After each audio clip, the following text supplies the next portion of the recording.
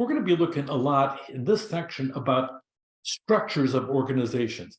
And there are structures. An architect, they'll sit down and they'll write down a blueprint, and then they'll sit down and put all the different components they have in here. When you go into an organization, if it's a new organization, you can start building the blocks yourself for personnel, for the function, for the service that you have, for the follow through you have. You can build that. But if you're going into an existing organization, you're going to have some building blocks already set in there, and their people, their policies, procedures. So let's talk about how we structure things within the organization.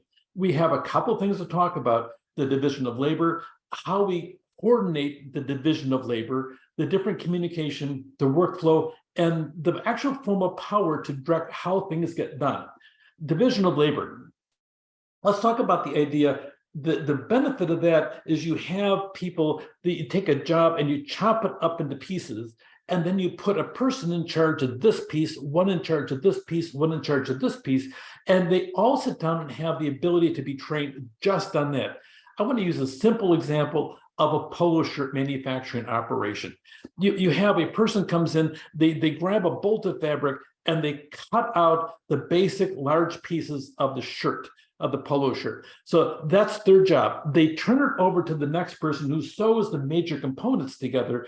And then you turn it over to another person who takes something else. They take the knit part around the collar, the knit part around the sleeves. They sew those special pieces on. Then the next person has an embroidery machine. They put the company and the corporate logo on it, and they put the name tag on it. The next person sews the bottom of the shirt. The next person packages the shirt. The next person puts it inside the box and gets it ready for shipping. You have everybody doing a special job. Now, the reality, though, is that person that's cutting all day long, eventually they're going to become superb. They can cut those shirts nonstop by different sizes. They can cut them whichever way that is needed for a custom order. Because of the fact they're so used to cut, they become super specialization. And in a matter of a week, they can be almost a master of some of that process, except every once in a while, something strange will come along. The next person that sews on the collar pieces and the sleeve pieces, all of a sudden, those people now, they'll become an expert on that. If you're a good supervisor, you may change the different positions because of the fact that person may get bored of doing the same thing and that repetitiveness, but then you can sit down and have them specialize in this area for a while. And if you have a person doing all the different functions over a period of a year or 2 years, if somebody calls in sick, that person could probably do any one of the jobs, and all of a sudden now you have a more flexible workforce. There's a lot of positivity about division of labor because that specialization helps you crank out quality product, quality service.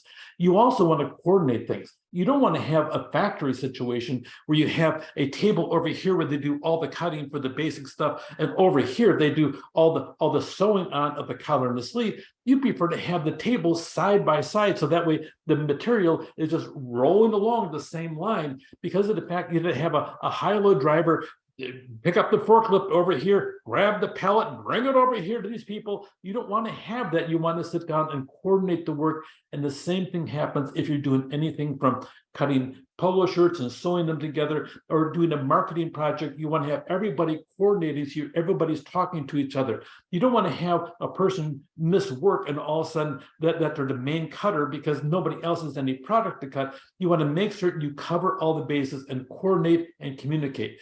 A lot of times you use a lot of informal communication. Hey, how about this over here? You know what? I've been noticing they've been having a problem over here. What do you think of that? And you talk, have these dialogues on it. The informal communication really helps coordinate stuff. Also, nowadays, there's so much digital technology available. A lot of times, the cell phone has become a regular part of almost every type of organization for communicating on an informal basis. You also have the formal hierarchy. A lot of times you're going to have a structure with a boss in charge and a boss's boss or a boss's boss's boss. We'll talk about that later on about the type of hierarchy that we have. But standardization really helps if you have this person doing this type of job, and that standardization, that sequence of this is how you do it. And you do the same thing if you have a factory. Each shift that you have, or you do it the same way. This is how we do our presentations. And you talk about the presentations, have a standard way of doing things. All firms coordinate somehow through informal communication. You want to share information. You want to have some type of mental model, what somebody can go into a presentation. If you have a group 4 or 5, and you want to make sure everybody knows what the role is going to be. Sometimes you have different situations happen, and sometimes you'll be dealing like on the sales pitch. Sometimes it's a matter of this person does a better job than you do with this particular person. But it may be whatever, but sometimes people just listen better to a different person than you. And sometimes people connect with you better than somebody else.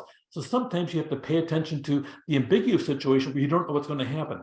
A lot of times also firms apply the liaison role, integrated roles that sit down there, integrate different departments talking to each other. You create a temporary team that can last a day, last a month or a year. And then sometimes that team dissolves and goes back to regular jobs. It just depends what's going on within the organization and what the demands are for a client or that geography, territory, or the product.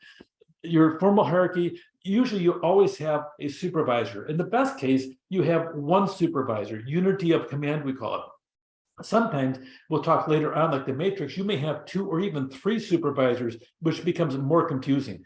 Assign the legitimate power to the person that's in charge and responsible for the end product. That's a big thing. If you don't give them the actual power to do it, if it's just some kind of nebulous thing, well, yeah, you're going to be in charge of that. You don't want that. You want to have somebody clearly in charge. And that way, if somebody has a question about something, they go to the person that's in charge of it. A lot of times it helps alleviate problems.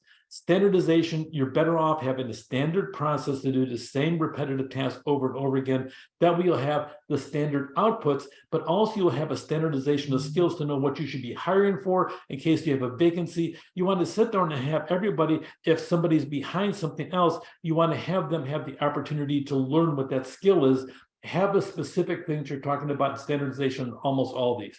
These are 4 elements of the structure.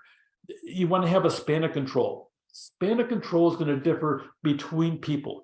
Once upon a time, I had a job and I rolled in. I had 52 people in my department. My assistant ran 12 of them, and I ran 40 of them. Usually, you can actually have a huge span of control if everybody is doing the same task.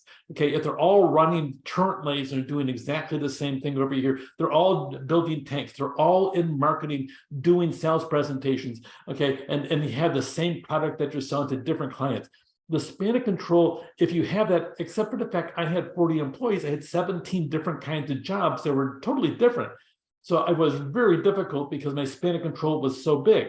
It depends on the person's skill set and how you go about doing that. I ended up learning how to do my job better by putting people in charge, and I would be in charge of the leaders of different divisions. Sometimes it'd be a leader with 2 people, sometimes a leader with 7 people, and that's how I accomplished it. And it actually was pretty good once I got the hang of how to do the span of control. Span of control depends upon different factors about how many different jobs you have, the skill of the supervisor, and sometimes the actual funding for a supervisor or an assistant. Centralization. You know, I've seen over the years that it's pretty common in an organization. If you stay long enough, you'll see, we need to centralize. And so you bring everybody together and you have a center part of power. After a few years, 7 to 10 years later, you get somebody else in there say, we need to decentralize, push the decision-making out to the people in the field closest to the customer, decentralize, better service, centralize, save money, save cost, one commonality. I've seen them both. I've actually been an internal consultant. Actually, I went through and I was a consultant where we had a decentralized system, a couple people left. And so I was brought in. And so myself and my boss, we sat down, we created an entirely new organization. Miraculously, I eliminated my own job. Equally miraculously, I created a higher level job. I got paid more money too. It's kind of a smart move. Anyway, so we created a different thing where we centralize things. Well, I'm certain later on they probably went back and decentralized. It's kind of the way of things, the world of constant change. Then you have departmentalization. This is a department, but here is a danger of departmentalization. Let's put all the accounting people in the same room. Oh, good idea. Let's put all the marketing people all in the same room. You end up creating things that we call silos. if you ever go out into the country and you see farm country, you'll see these big giant tubes. Sometimes they're concrete, sometimes they're metal, whatever they are. But in one tube, the farmers put in all the wheat grain. In another tube, they put in all the corn. In another tube, they put a different type of grain. They don't want to mix the type of grains between each other because it almost becomes worthless. You're trying to sell the grain. So they keep them all, and that's almost the same thing as departmentalization. We call that siloing. By having everybody together, all your marketing people, those people in manufacturing, they need to listen to us because we're the ones out in the field talking to the customer. They need to be more flexible in their process. And those people in accounting, you know what, those marketing people, they're always whining and dining. They don't turn in their forms. I get so sick and tired of those people in marketing. The manufacturing people says, those marketing people over there, I can't believe it. They keep on trying to put these different wingdings on the stuff. It drives me absolutely crazy. You have this whole thing where everybody, they only see what is in their silo, and they have a hard time seeing what's in other people's silo, when really you're all in one giant silo as an organization. So departmentalization is good because you have high specialization. It's bad because you have high specialization. Your strength can be your weakness just as well. You also have another area of structure to consider about the formalization. How formal is that chain of command? A lot of American corporations, we have a tendency to sit down and be very informal in the process. You go in other cultures, you'll see a much higher level of formalization. So formalization is a process of the culture within the organization, and you'll see us talking about that in just a little bit. So here are some of the building blocks you're going to have to work with in your organizations that you work with the rest of your career pathway. The span of control, how many people the average supervisor supervises, how much centralization. Sometimes you get the power mongers. They want to sit down and build their own empire, and make no bones about it, they exist in every organization. And sometimes you get those that want to have the people out in the field making certain that they can make the decision closest to the customer. Decentralization, centralization, formalization, standardization, how much the products look the same between each one. And then finally, departmentalization. All these are the blocks that you're going to use when you start developing your organization to meet the efficiency that you want. We call them organizational building blocks. Take care.